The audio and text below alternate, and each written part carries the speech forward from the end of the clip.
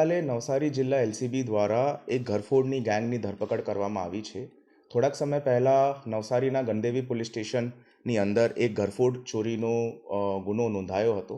તે ગુનાની શોધખોળ દરમિયાન પોલીસ દ્વારા થોડાક સસ્પેક્ટ નંબર્સને આઈડેન્ટિફાઈ કરવામાં આવેલું હતું અને તે સસ્પેક્ટ નંબર્સના ઉપર વોચ રાખતા એવી રીતે જાણવા મળ્યું કે આ ગેંગ ફરીથી નવસારી તરફ બીજી ઘરફોડ કરવા માટે આવી રહી છે.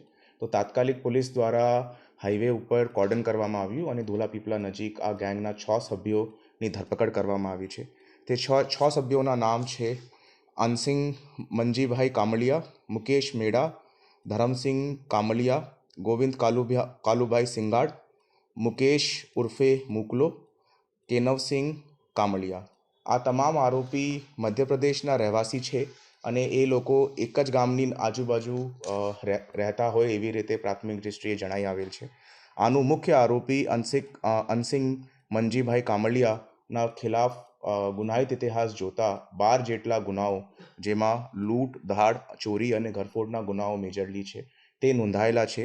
અને અક્યુઝ નંબર 2 મુકેશ જીતરાભાઈ મેડાને જોતા એ અત્યારે ગુજરાતની અંદર 4 ઓફેન્સીસની અંદર વોન્ટેડ છે. આ ગુના દરમિયાન પોલીસ દ્વારા ગણદેવી અને રાજકોટ રૂરલની ઘરફોડનો મુદ્દામાલ જપ્ત કરવામાં આવી ચૂક્યો છે અને બીજા 3 અક્યુઝ ને નામ ખોલતા એમની શોધખોળ અત્યારે પોલીસ દ્વારા ચાલુમાં છે. આ આરોપીઓ તરફથી એક સુમો ગાડી ની અંદર આ લોકો પકડાયા છે.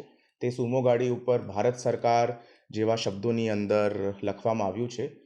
તપાસ કરતા આ સુમો ગાડી અક્યુઝ નંબર 3 ધરમસિંહ પીડિયા કામલિયાની વાઇફના નામે ચાલી આવેલ છે અને આ ગાડી અગાઉ રેલવેના કોન્ટ્રાક્ટની દરમિયાન ચાલવામાં આવતી હતી 3 વર્ષ પહેલાં, જે બાબતમાં આ ભારત સરકાર આ ગાડી ઉપર લખવામાં આવ્યું છે.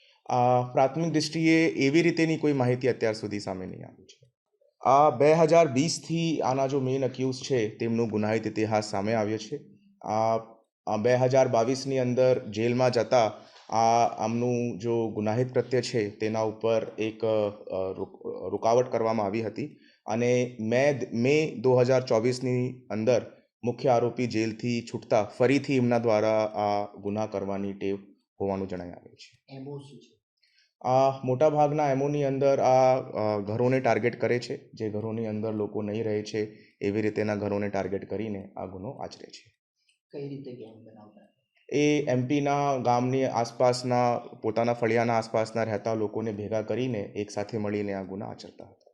ચોરી કરવા પહેલા એવી રીતેની માહિતી મળી છે કે આ લોકો પોતાની ગાડીની પૂજા આરતી કરીને જ ચોરી કરવાનું કૃત્ય કરવા માટે નીકળતા હતા.